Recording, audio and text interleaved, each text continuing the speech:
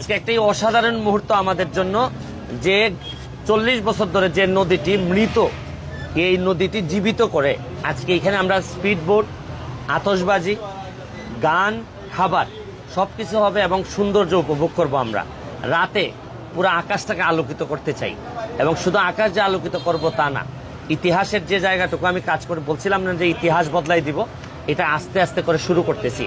স্বপ্ন তো শুধু কথা বললেই হবে না, বাস্তবায়নের পথে হাঁটতেছি। এখন মাত্র 4.5 মাস হয়েছে। আমি বলতে চাই যে আরো আস্তে আস্তে 4.5 বছরে গিয়ে দেখবেন অনেকটুকু চিন্তা ভাবনারও বদল হয়ে গেছে।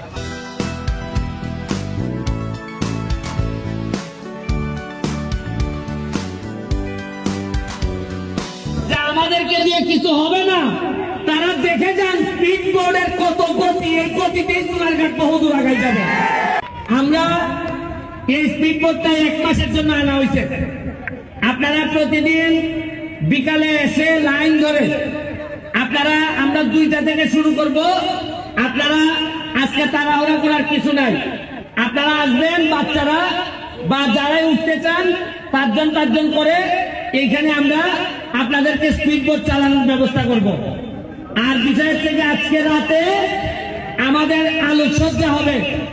আমরা আকাশটাকে আলোকিত করতে চাই সোনারঘাটের বাজার। আপনারা থাকবেন, মাগরিবের নামাজের পরেই আমরা আকাশটাকে আলোকিত করব। আমি শুধু আপনাদের কাছে একটাই, যে আমরা সবাই মিলে বঙ্গবন্ধুর সোনার বাংলা বানাইতে চাই, সবার সহযোগিতা চাই। আমি একা সব পারবো না, তবে আমি নমুনা দেখাই দিয়ে যাচ্ছি। আরে আমার একটা বিশ্বাস আছে, এমপি হিসাবে যদি আমি নাও থাকি, আমি যদি পৃথিবীতে বেঁচে নাও থাকি, তাও বলে যেতে পারবো সোনারঘাটের মরা নদীকে জীবিত করে দিচ্ছে। যারা আমাকে সহযোগিতা করেছেন, দুলাল হাজি, আমাদের বাহার, আমাদের তাজুল বাহার, আমাদের সোহাগ, তালিম, যারা করছেন সবার প্রতি আমার কৃতজ্ঞতা রইল। বিডি ক্লিনের প্রতি আমার কৃতজ্ঞতা রইল। বিডি ক্লিন এখানে আইসা আমাদের ময়লা পরিষ্কার করে গেছে। শুনেন, 4.5 মাসে মাত্র নমুনা দেখাইছি। এইবার বুঝেন 4.5 বছর হইলে কি দেখবেন।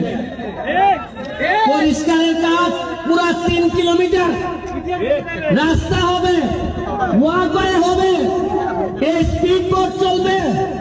এইখানে চেয়ার টেবিল দিয়ে আপনারা বসে বিকাল বেলা চা খাবেন এবং সুন্দর পানির ব্যবস্থা করব।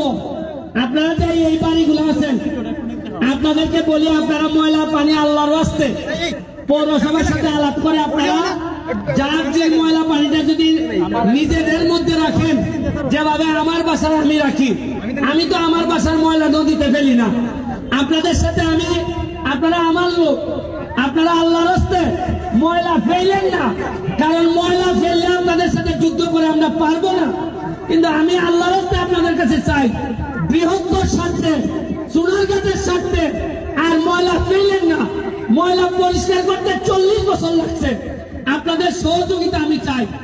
আমি সরকারের কাছে হ্যান্ড ওভার করার আগে আপনাদের সহযোগিতা চাই।